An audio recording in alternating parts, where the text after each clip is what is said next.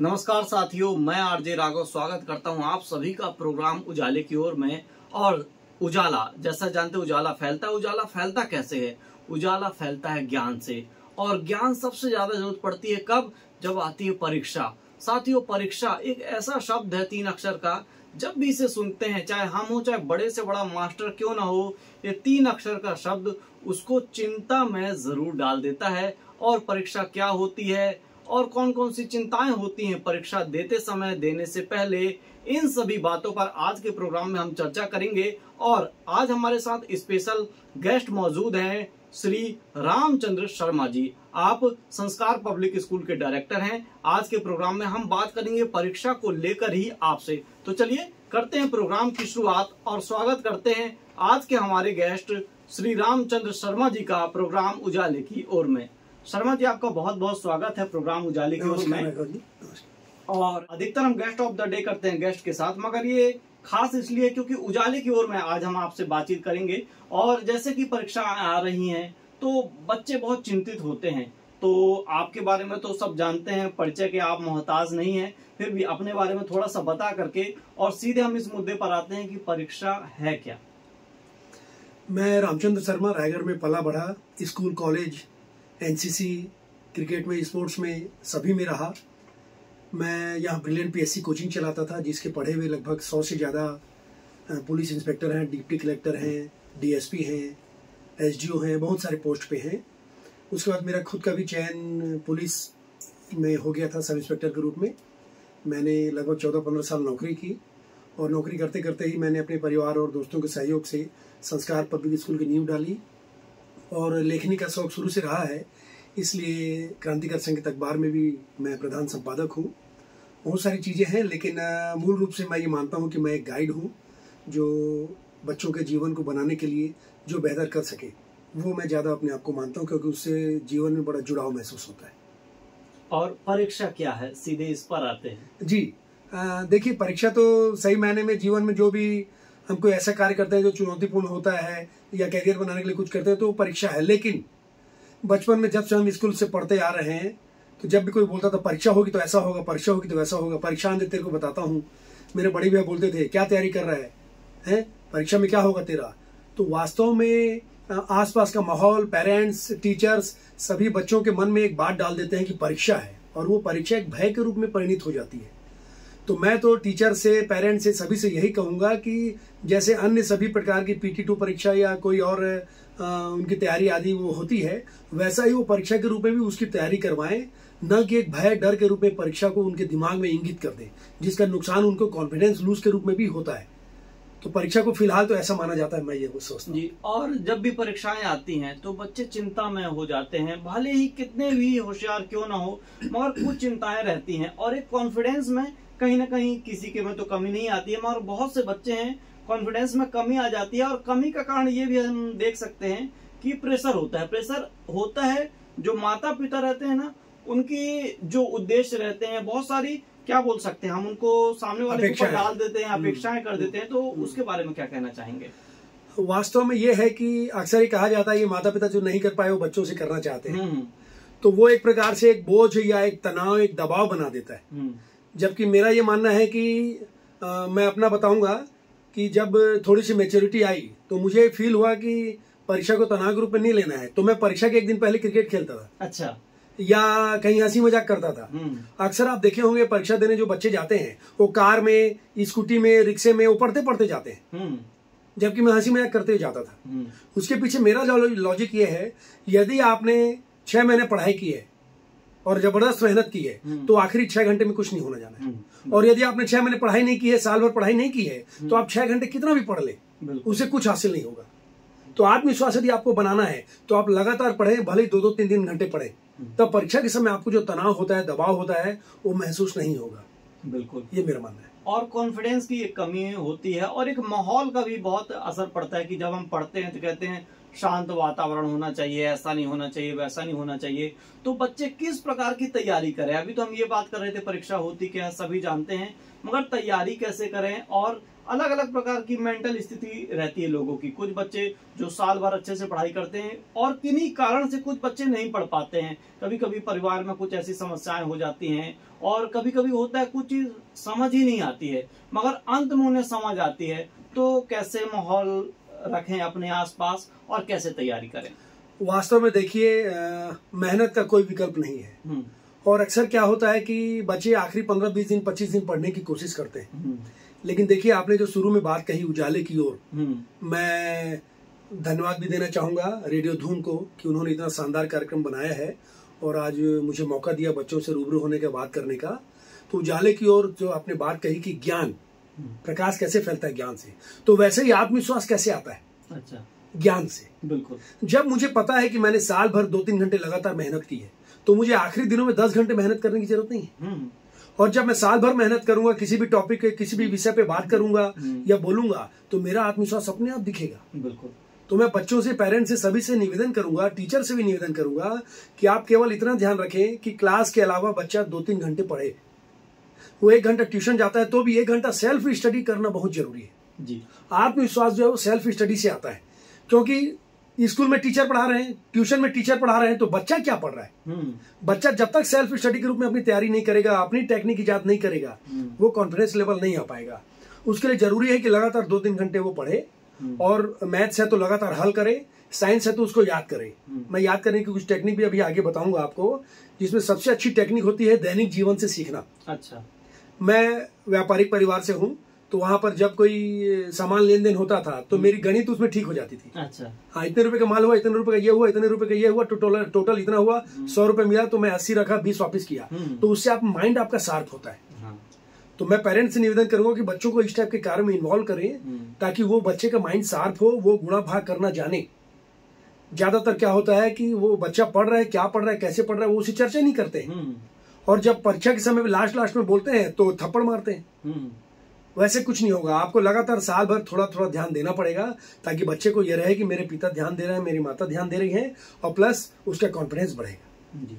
और बहुत अच्छी बात कही आपने कि जब तक प्रैक्टिकल नॉलेज नहीं होता है, क्योंकि थ्योरी ज्ञान अलग होता है, बहुत से लोग पढ़ते हैं, मगर जब प्रैक्टिकल करते हैं तब ज्यादा समझ आता है। और एक बात आपने और कही, सेल्फ स्टडी, ये आजकल हम देखते हैं कम होती जा रही है। पहले के समय में ऐसा था, कोई यदि ट्यूशन से पास होता था बच्चा तो ये बोलते थे ट्यूशन से पास हुए हो, मगर आजकल सभी लोग ट्यूशन जाते हैं, मगर फिर भी सेल्फ स्टडी का महत्व है। तो ट्यूशन जाने के बाद सेल्फ स्टडी कैसे करें? और उन्हें लगता है कि सारा समय तो कहीं ट्यूशन में चला गया, अलग अलग जगह चला जाता है, तो कैसे वक्त निकालें फिर? सेल्फ स्टडी का जो सबसे अच्छा फायदा होता है, जो मैंने महसूस किया, कॉलेज के समय मैंने ज्यादा पढ़ाई की, सेल्फ स्टडी के समय आप जब पढ़ते हैं तो आपको अपनी टेक्निक याद होती है, याद करने का अपना तरीका डेवलप होता है।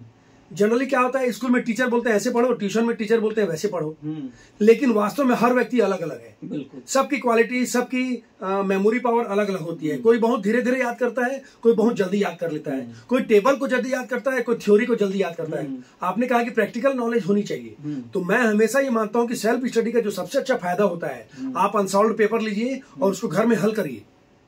तो जब आप खुद हल करेंगे बिना किसी टीचर के सहयोग के, तो आपका आत्मविश्वास बढ़ेगा। फिर उसके बाद उसको आंसर शीट से मिलाइए और जो उसकी गलती है उसको ठीक करिए और दोबारा लिखिए।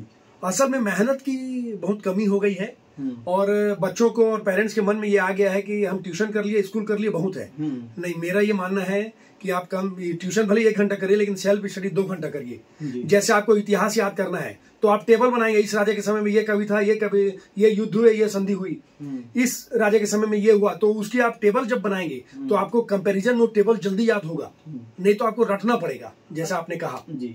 और फोटोग्राफिक मेमोरी भी बहुत काम आती है। जैसे आपने कहा कि यदि घर के आसपास या आप जिस रूम में स्टडी कर रहे हैं, यदि आप वैसा उसका माहौल बना लें, और यदि लगता है कुछ चीजें याद नहीं होती हैं तो वैसे हम चित्र लगा ले तो भी शायद अच्छे से याद हो सकते। जैसे आजकल इतिहास में, विशेषकर ज्योग्राफी में, साइंस में, ह्यूमन बॉडी के बारे में आजकल चित्र भी आते हैं और पूछते हैं कि ये बताइए कैसा है, ये कहाँ पे है, जैसे अमेरिका कहाँ पर है, कैस्पियन सागर कहाँ पर है, ऐसे करके आपको डायग्राम दे देते हैं, उसमें आपको निशान लगाना होता है।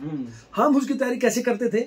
आप जो बोले प्रैक्टिकल नॉलेज, हम क्या करते थे, नक्शा बना लेते थे और सुबह हम समय का सदुपयोग करते थे। ब्रश करते समय, चाय पीते समय हम उस नक्शे को देखते थे तो हमारा समय बचता था। हाँ। समय का सदुपयोग, ब्रश भी कर रहे हैं और नक्शे को देख भी रहे हैं। तो मैं तो इंडिया का नक्शा, वर्ल्ड का नक्शा ऐसे ही याद किया हूँ, बिना कोई समय गंवाए। ब्रश करते करते 5 मिनट लगता है, उसी दौरान मैं एक राज्य देख लेता था, फिर दूसरे दिन दूसरा राज्य, तीसरे दिन तीसरा राज्य। 28 राज्य हैं, 1 महीने में पूरा देश हो गया। तो जब तक आप प्रैक्टिकल की तरफ नहीं जाएंगे, जब तक आप सेंस ऑफ ह्यूमर अपना नहीं बढ़ाएंगे, तब तक आप परीक्षा, फिर नाम सुनते ही आपको डर लगेगा। ये बहुत जरूरी है। और अलग अलग चीजें रहती हैं, जैसे समझ में कुछ चीज आती है और कुछ चीजें को लोग रट्टा मार लेते हैं। तो समझ के पढ़ना और रट के पढ़ने में हम एक कमी भी देखते हैं। यदि उनको याद आता है तो पूरा लिख देंगे, समझदार लोग भी समझ के जो पढ़े हैं वो भी उतना नहीं लिख पाएंगे। मगर यदि एक लाइन भूल गए, कुछ चीज भूल गए तो पूरा भूल जाते हैं। तो इन दोनों को आप कैसे देखते हैं? मैं बिल्कुल ये मानता हूं कि आपको अपनी भाषा में लिखना आना चाहिए। देखिए, विज्ञान और गणित ये 2 ऐसे विषय हैं जहां आपको जो है वही लिखना है। आप अपने मन से कुछ नहीं डाल सकते। लेकिन समाज शास्त्र, जितने भी आर्ट्स के सब्जेक्ट हैं, जितने कॉमर्स के सब्जेक्ट हैं, स्टैटिक्स छोड़ करके, आप उसमें अपने मन से जब लिखते हैं, फैक्ट उसमें वही रहेगा जो बुक में है, लेकिन उसमें शब्दावली यदि आपकी रहेगी तो आपके नंबर ज्यादा मिलेंगे। जो कॉम्पिटिटिव एग्जाम देना चाहते हैं, पीएससी, यूपीएससी, उनको मैं बताना चाहूंगा, मैंने यूपीएससी मेंस दिया, पीएससी इंटरव्यू दिया, पीएससी से सेलेक्ट हुआ। जब आप उत्तर को, फैक्ट वही रहेगा लेकिन उत्तर को अपने शब्दों में लिखेंगे, जमा करके लिखेंगे और प्रश्न जैसा पूछा गया है वैसी मंशा के साथ लिखेंगे, तो आपको ज्यादा नंबर मिलेंगे बनिस्बत रटने के। रटी हुई चीज क्या होती है, जो आपने बोला कि एक बार भूल गए तो फिर दिमाग से स्किप हो गया, तो आप तुरंत डर जाते हैं। लेकिन जब आप किसी चीज को समझ जाते हैं, जैसे ह्यूमन बॉडी, बच्चों को जब साइंस पढ़ाया जाता है तो मैं अक्सर क्लास में जाता हूँ, तो मैं उनसे पूछता हूँ, अच्छा बताओ आपके गले से लेकर के पेट तक में कौन कौन सा हिस्सा है। तो वो रटने वाली चीज को याद करते हैं। तो मैं बोलता हूँ रटो वटो मत, आप अपनी बॉडी सोच के बताओ। तो थोड़ा सा घबराते हुए धीरे धीरे शुरू करते हैं, सर ये गला है, सर यहाँ पर हार्ट है, सर ये स्टमक है, सर ये इंटेस्टाइन है। तो मैं बोलता हूँ जब तुमको अपनी बॉडी में सब चीज है तो तुम रट क्यों रहे हो, उसको समझो, उसको जानो। आसमान नीला क्यों दिखाई देता है, तो हम रटते रहते हैं। तो मैं उनको समझाया, देखो रटना नहीं है, 7 रंगों में कौन सा रंग है, नीला। सबसे ज्यादा प्रकीर्णन किसका होता है, नीले का, इसीलिए आसमान नीला दिखाई देता है। तो वो चीज जब बच्चा समझ गया तो आप विश्वास नहीं करेंगे, मैं 6 महीने बाद भी जाके पूछा तो बच्चे ने बता दिया, क्योंकि वो रटा नहीं था। तो रटन तो तोता बहेलिया आएगा, जाल बिछाएगा, जाल में नहीं फंसना है। ये हीरामन तोता लगातार बोलता है लेकिन उसी में फंस जाता है। बिल्कुल। अच्छा, ये नहीं होना चाहिए। जिसकी आदत हो गई है रटने की, तो अभी भी समय है, बहुत से बच्चे अलग अलग क्लास में हैं, मान लीजिए कोई 6th क्लास में है, कोई 8th क्लास में है, और उन्हें लगता है कि मैं रट के बहुत अच्छा कर लेता हूं, मगर वो चाहते हैं समझना, मगर एक बार जिसकी आदत लग न जाए, तो इस आदत को कैसे छुड़ाया जा सकता है? रटने की जो आदत है कुछ चीजों में काम भी आती है, ऐसा नहीं बोलूंगा। हाँ। जैसे सन, इतिहास में सन याद करना है तो आपको दिमाग में उसको रट करके या दिमाग में सेट करके रखना पड़ेगा। लेकिन रटने की यदि आपकी आदत हो गई तो उसको छुड़ाने का सबसे अच्छा तरीका है आप अपने दोस्तों के साथ ग्रुप डिस्कशन करें। अच्छा, वाह। क्या होता है जब आप ग्रुप डिस्कशन करते हैं तो वो सीधा सीधा क्वेश्चन तो नहीं पूछेंगे, घुमा फिरा के पूछेंगे।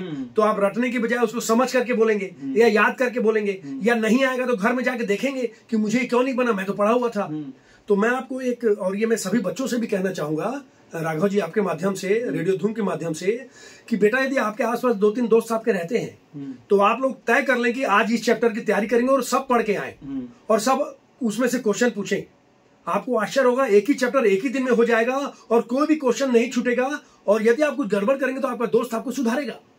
तो ग्रुप डिस्कशन का जबरदस्त फायदा होता है, कंफ्यूजन नहीं होता है, परीक्षा हॉल में आपको डर नहीं लगता है। और सबसे बड़ी बात है, जब आप लिखते हैं तो चूंकि आप चारों आपस में डिस्कस कर चुके होते हैं उसको बार बार, तो वो लिखते समय कंफ्यूजन नहीं होता। बिल्कुल। और सबके अलग अलग विचार रहते हैं और सबको एक दूसरे के विचारों के बारे में पता भी चलता है। जी। अब इसमें यदि हम भूमिका की बात करें तो शिक्षक की अलग भूमिका रहती है, परिवार की अलग भूमिका रहती है और दोस्तों की भूमिका अलग रहती है। दोस्तों के बारे में आपने जिक्र किया, शिक्षक की क्या भूमिका रहती है, कैसे वो मोटिवेट करें? वो पढ़ा तो देते हैं, सिलेबस कंप्लीट करा देते हैं, मगर क्लास में यदि 50 बच्चे हैं तो बहुत मुश्किल हो जाता है कि 50 को समझ पाना, एक जैसा कर पाना। बहुत अच्छे टीचर होते हैं जो 50 को बिल्कुल नाम याद कर लेते हैं, अच्छे समझा पाते हैं। तो उनकी क्या भूमिका हो जाती है, खास तौर से जो बैक बेंचर्स हैं? क्या होता है राघव जी, एक बात ध्यान रखनी पड़ेगी शिक्षक को मैं हमेशा जब भी उनकी मीटिंग लेता हूँ या कोई ट्रेनिंग में रहता हूँ तो मैं उनको एक बात हमेशा कहता हूँ, आप अपने आप को अपग्रेड रखिए। सबसे पहले तो अपग्रेड आप रखेंगे तो आप बच्चे के सामने कभी भी झुकेंगे नहीं, या बच्चा कुछ पूछेगा तो आपको नहीं आता है वाली स्थिति नहीं आएगी। दूसरा क्या होता है कि आप कम से कम 10 से 12 टेक्निक, ये शिक्षक के बारे में बोल रहा हूँ, 10 से 12 टेक्निक ऐसी आप बच्चों को बताइए जो आपने खुद इजाद की हो या आपने कहीं से सीखी हो या आपने कहीं पढ़ी हो। किताबी कीड़ा नहीं बनाना है, ठीक है। उसका सबसे अच्छा उपाय है कि आप 10-12 टेक्निक जो आप तैयार किए हैं वो टेक्निक में कुछ कमजोर बच्चे हैं तो 2-3 टेक्निक उनके काम आएगी, कुछ होशियार बच्चे हैं 2-3 टेक्निक उनके काम आएगी, कुछ एवरेज बच्चे हैं 2-3 टेक्निक उनके काम आएगी। तो जो स्लो लर्नर है या जो फास्ट लर्नर है वो अलग अलग टेक्निक को अपने ऊपर उपयोग करेंगे जिसको जैसा फायदा हो। तो टीचर की सबसे बड़ी भूमिका यही है। दूसरा, टीचर मैंने गौर किया है अक्सर, कई बार मैं समझाता भी हूं कि जब भी बच्चा कोई क्वेरी करता है तो टीचर कई बार हेजिटेट होकर के बैठा देते हैं, बैठो तुम खाली पूछते रहते हो। तो हमको बच्चों को पूछने से नहीं रोकना है, वो कुछ भी पूछे कैसे भी पूछे, मतलब कितना भी ऑड क्वेश्चन हो। मेरे बेटे ने मेरे से पूछा जब वो 5वीं में था कि पापा बच्चा कैसे होता है।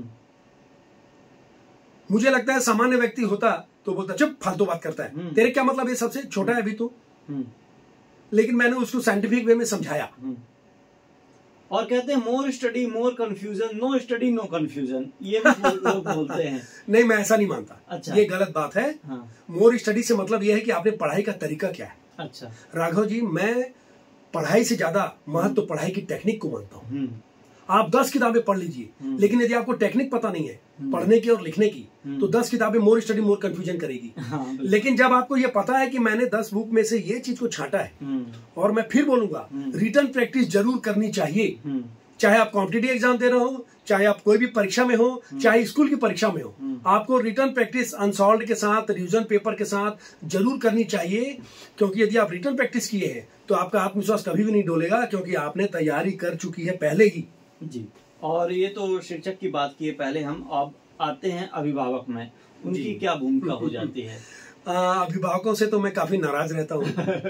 हो सकता है उनको खराब लगे सुनने में। हाँ। लेकिन वो अवेयर तो जरूर रहते हैं, लेकिन वो केवल स्कूल और ट्यूशन के ऊपर सब चीजों को डाल देते हैं।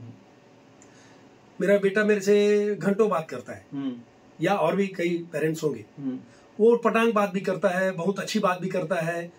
कई बार वो बात करता है लेकिन फॉलो नहीं करता है, लेकिन फिर भी मैं उससे बात करता हूँ क्योंकि मैं जानता हूँ कि आज नहीं कल वो समझेगा।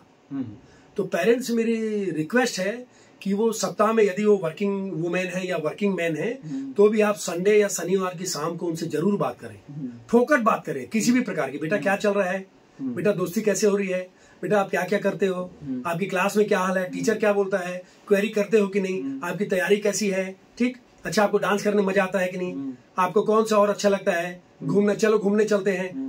उससे क्या होता है, बच्चा जब आपसे हिल मिल जाता है ना तो उदास और निराश नहीं होता है। और राघव जी, बहुत अफसोस के साथ कहना पड़ता है कि आजकल जो बच्चे केवल किताबी कीड़े होते हैं और पेरेंट के साथ कम्युनिकेशन नहीं होता है, वही बच्चे सुसाइडल कदम उठाते हैं, वही बच्चे तनाव में आते हैं, और वो ये नहीं समझ पाते हैं कि तनाव हम किसको बताएं, किसको बोले। पापा को बोलेंगे तो 2 झापड़ मार देंगे, मम्मी को बोलेंगे तो बोलेगी खाना बना रही हूँ। तो इस बात के लिए पेरेंट की सबसे बड़ी जिम्मेदारी है कि वो बच्चे को बोले कि बेटा तेरे को ये बनना ही है। नहीं, मैं हमेशा कहता हूँ कि बेटा प्रयास 100% करो, ये अफसोस न रह जाए जीवन में कि मैंने मेहनत नहीं की। बनो न बनो कोई बात नहीं, जीवन में बहुत सारी फील्ड है, बहुत सारे रास्ते हैं। यदि आप मेहनती हो तो आज निकल आप सफल होगे, लोग आपको सफल मानेंगे, बोलेंगे कि हाँ ये सफल होगा। तो पेरेंट्स की जिम्मेदारी बनती है बच्चों से कम्युनिकेशन करें, उनसे बातचीत करें। वो जब पढ़ते हैं तो 2 मिनट उनके साथ बैठें। आपको अंग्रेजी आए चाहे मत आए, आपको सब्जेक्ट समझ में आए चाहे मत आए, आप उसके कंधे पर हाथ रखें, मुस्कुराएं, बोले बेटा अच्छे से पढ़ो, है ना। उनको मोटिवेट करें, तुम हमारे गर्व हो, तुम हमारे भविष्य के पुंज हो, बिना किसी दबाव के। तुम जो भी करोगे अच्छा करो बेटा, हम तुम्हारे साथ हैं। और किताबों से तो बच्चे पढ़ते हैं, मोबाइल फैक्टर बहुत जुड़ गया है आजकल, तो कैसे इससे दूर रहें? और पूरा दूर तो नामुमकिन हो गया है आज के समय में। यदि किसी बच्चे के पास मोबाइल आ गया है और लॉकडाउन के बाद से उसने इस्तेमाल करना चालू कर दिया है, तो कितना उपयोग करें मोबाइल का? और मोबाइल का भी सदुपयोग किया जा सकता है समझने में, उसके बारे में क्या कहना चाहेंगे आप? क्या है राघव जी, मैं पहले भी आपके कार्यक्रम में मैंने कहा है, आज भी मैं कहूंगा, मोबाइल का उपयोग करें लेकिन पेरेंट्स अपनी उपस्थिति में करवाएं। आप आधा घंटा यदि मोबाइल का उपयोग उसको करना है और आप आधा घंटा बच्चे के साथ बैठ नहीं सकते हैं, तो फिर कैसे उम्मीद करेंगे कि बच्चा बड़ा आदमी बनेगा या बच्चा जीवन में सफल होगा जब आप उसको आधा घंटा नहीं दे सकते? तो बिल्कुल। देखिए, मोबाइल में बहुत सारी बुराइयां हैं, बहुत सारी चीजें ऐसी हैं, लेकिन उसकी अच्छाई और बुराई को समझाना हमारी जिम्मेदारी है, क्योंकि बच्चे को तो पता नहीं है कि कौन सी वीडियो कौन होती है, XXX क्या होता है, फलाना क्या होता है, बच्चों को बिल्कुल पता नहीं है। हमको बताना पड़ेगा कि बेटा ये चीज अच्छी, ये चीज खराब है, ये बहुत जरूरी है। और मोबाइल का वो उपयोग करें केवल आधे घंटे। यदि वो बच्चा खेलता भी है तो आधा घंटा खेले। मोबाइल, मेरे पास पेरेंट्स आते हैं, बोलते हैं सर वो मान नहीं रहा है। अरे मान नहीं रहा है, उसका जीवन खराब हो जाए तो जिम्मेदार कौन होगा? आप होगे। मान नहीं रहा तो मोबाइल को तोड़ दीजिए, बिल्कुल मत रखिए मोबाइल। आप भी जाइए तो बाहर में उपयोग करिए। मैं भी कई बार बहुत उपयोग करता हूँ क्योंकि मीडिया से जुड़ा हूँ, मजबूरी हो जाती है, लेकिन मुझे कई बार फील होता है कि मोबाइल की एक लिमिटेशन होनी चाहिए और एक टाइम लिमिट होना चाहिए। बिल्कुल।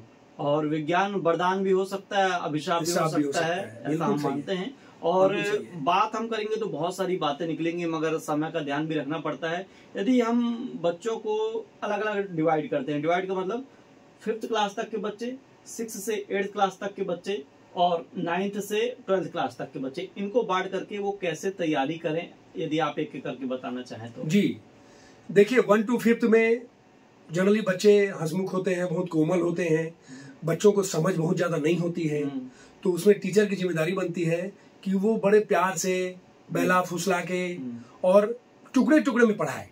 आप एक साथ बटन डाल देंगे तो तनाव हो जाएगा। टुकड़े टुकड़े में पढ़ाए और उसको ये बोले ही मत कि बेटा तेरी परीक्षा है। उसको खाली ये बोला आपने जो तैयारी की है उसको रिटर्न में देना है आपको, ठीक है? परीक्षा का कोई टेंशन नहीं है। हम क्या हवा बना देते हैं। तो 1 to 5 में तो बिल्कुल भी हवा नहीं बनाना चाहिए। सामान्य पढ़ाई होनी चाहिए, असेसमेंट ज्यादा होना चाहिए, न कि परीक्षा का तनाव होना चाहिए। 6 to 8 में सूचनात्मक और दिशात्मक पढ़ाई होनी चाहिए। अच्छा। सूचनात्मक मतलब ज्ञान उनका बढ़ने लगता है, दिमाग उनका चलने लगता है, वो लोग बहुत सारी चीजें सोचने लगते हैं। तो सूचनात्मक मतलब जो पढ़ रहे हो जानकारी के रूप में उसको याद करें, उसको समझें। जो परीक्षा ली जाए वो उनको जानकारी और बहुत सारी चीजें सिखाने के हिसाब से हो, उनको जीवन की जो पद्धति है उसको बताने के हिसाब से हो, उनको बैड टच गुड टच के बारे में भी बताएं, उनको बताएं कि अब आपके कैरियर में 7, 8 में खासकर अब आप 9, 10 में किस दिशा में जाएंगे। आप डॉक्टर बनेंगे तो ऐसा होगा, इंजीनियर बनेंगे तो ऐसा होगा, व्यापारी बनेंगे तो ऐसा होगा, पत्रकार बनेंगे तो ऐसा होगा, और आपके जैसे रेडियो धूम के शानदार एंकर बनेंगे तो ऐसा होगा। ये जो चीज है ये उनको धीरे धीरे दिमाग में हमको डालनी है। और विशेष करके ये ध्यान देना चाहिए कि बच्चे की किस सब्जेक्ट में रुचि है, किस फील्ड में रुचि है। हम आज के बच्चे को जबरन, मैं देखा हूँ, साइंस दिलवा देते हैं। मेरे स्कूल में ही तो मैं पेरेंट्स को बुला के समझाता हूँ। तो 6 to 8 के बच्चों को उस हिसाब से समझाएं। और 9 to 12 जो बहुत क्रूशियल टाइम होता है, बहुत 9 to 12 मैं हमेशा एक बात कहता हूँ राघव जी, पहली से 12वीं केवल 12 साल, आपके जीवन के 72 साल, 82 साल, 92 साल जितना भी आप जीते हैं वो पूरा वो 12 साल के ऊपर डिपेंड होता है। नींव रहती है, पूरी नींव। मतलब वो 12 साल तय करते हैं कि आप जीवन में क्या बनेंगे। और हम उन्हीं 12 साल को बड़ा इजीली ले लेते हैं। ना हम ये पता करते हैं कि स्कूल में पर्सनालिटी डेवलपमेंट कैसा हो रहा है, ना हम ये पता करते हैं कि टीचर्स पढ़ा रहे हैं तो कैसा पढ़ा रहे हैं। पेरेंट्स को लगता है एक बार डाल दिए तो 12वीं के बाद ही निकालेंगे। अरे मेरे भाई, 12वीं के बाद निकालोगे तो या तो वो बन चुका होगा या वो बर्बाद हो चुका होगा। तो आपको बीच बीच में ध्यान रखना है, बात करनी है, बोलना है। तो 9 to 12 में मैं भी जाता हूँ, क्लास लेता हूँ, मोटिवेशनल क्लास और कैरियर काउंसलिंग। मैं टीचर्स को भी यही कहता हूँ कि आप स्क्रू लगा रहे हैं, आप समझ लीजिए बच्चे के दिमाग में स्क्रू डाल रहे हैं। जितना स्क्रू उसमें घुसाएंगे उतना दिमाग तेज होगा। स्क्रू मतलब पढ़ाई की टेक्निक, कैरियर ओरिएंटेड बातचीत और उसका कॉन्फिडेंस। तो 9 to 12 में विशेष ध्यान रखना चाहिए। लगातार टेस्ट लेने चाहिए, उनकी कॉपी वगैरह तैयारी करनी चाहिए। उनको केवल किताबी कीड़ा की बजाय उनकी पर्सनालिटी पे ध्यान देना चाहिए। हमारे यहाँ असेंबली जो होती है उसमें बच्चों को बुला के मंच में बोलते हैं ड्रेसअप कैसे है। मैं उनको ड्रेस बताता हूँ, बेटा ड्रेस ऐसे पहनना चाहिए। इस बार आपको पता ही होगा स्काउट में हम लोगों ने हिस्सा लिया पहली बार, केवल 10 दिन की तैयारी की और 2nd पोजीशन आई। तो बच्चों से मैंने पूछा बेटा क्या फर्क पड़ा, तो सब बच्चे 9, 10 के हैं। बोले सर पर्सनालिटी में जबरदस्त बदलाव नजर आया। अच्छा। क्यों? बोले तन के खड़े होना, गर्व महसूस करना, वर्दी पहनना और बातचीत करते समय, चलते समय टो में चलना। तो 9 to 12 के बच्चों को आपको ये बताना है कि बेटा अब आपका जीवन जो है संघर्ष के फील्ड में कूदने वाले हो, आप बिल्कुल उतरने वाले। ऐसा समय है कि ये मोड़, मुझे लगता है आखिरी मोड़ हो जाता है जहां से हम सही दिशा पकड़ सकते हैं। आप देखिएगा 9 to 12 में जो बन गया वो बन गया, और नहीं तो उसमें जो बच्चा बहुत होशियार है, केवल किताबी कीड़ा है, उसको जीत हार का पता नहीं है, खेल कूद से दूर है, तो जब वो अचानक किसी चीज में कम नंबर पाता है तो उदास हो जाता है, सुसाइडल नोट तक चला जाता है। तो ऐसा ना हो, उनको हम बताएं, समझाएं, उनको जानकारी दें। और सबसे बड़ी बात है, माता पिता ये कहें बेटा जो भी करोगे 100% करना, पास हो चाहे फेल, सफल हो या असफल, ये जिंदगी का अंत नहीं है, क्या बात, ये शुरुआत है। बहुत बढ़िया तरीके से आप बता रहे हैं और बात करते करते समय कब निकला पता ही नहीं चला। जाते जाते रेडियो धूम के श्रोताओं से, बच्चों से, अभिभावकों से और टीचर्स से क्या कहना चाहेंगे आप? मैं 2-3 बातें हमेशा बोलता हूँ, कई बार मेरे दोस्त यार या मेरे घर में भी बोलते हैं, तुम हमेशा ऐसा बोलते हो। जब कभी आप किसी चीज में असफल हो जाएं, बोलिए कोई बात नहीं, मौका फिर आएगा। जब कभी आप कोई ऐसी काम करें जो आप करते करते अचानक बीच में छूट जाए, रह जाए, ठीक, या अचानक कोई नई परिस्थिति आ जाए, तो आप जरूर बोले कोई बात नहीं, होता है, और आगे बढ़े। मैं सबसे एक चीज कहना चाहूंगा, जीवन की किसी भी स्थिति में अंतिम दशा नहीं आती है। आपने थॉमस एडिसन का नाम सुना होगा, 300 से ज्यादा आविष्कार उनके असफल हुए, उसके बाद उन्होंने आविष्कार किया। तो जीवन बहुत प्यारा है, बहुत महत्वपूर्ण है, बहुत इंपॉर्टेंट है। उसको कभी भी निगेटिव सेंस में मत लीजिए। बस ये ध्यान रखिए कि जब भी मौका मिलेगा मेहनत पूरी करिए। मैंने भी कई फील्ड में हिस्सा लिया, जानकारी ली, मेहनत की, लेकिन मैं सब फील्ड में मैं भी सक्सेस नहीं हुआ, लेकिन फिर भी आज एक सक्सेसफुल पर्सन के रूप में कम से कम थोड़ा बहुत जो भी हूं। तो मैं यही कहूंगा कि आप मेहनत करिए, असफल होते हैं तो फिर मेहनत करिए, असफल होता है तो फिर मेहनत करिए, असफल होता है तो फिर मेहनत करिए। ऊपर वाला भी बोलेगा इसको दे दो, क्योंकि ये मानेगा नहीं। बिल्कुल, यही आपको जीवन में अपनी धारणा बनानी है, तो ही आपका आत्मविश्वास, आपका बूस्टअप, आपका परिवार सब आपका साथ देंगे। आपका बहुत बहुत धन्यवाद रेडियो धूम में आने के लिए, हमारे श्रोताओं से बात करने के लिए।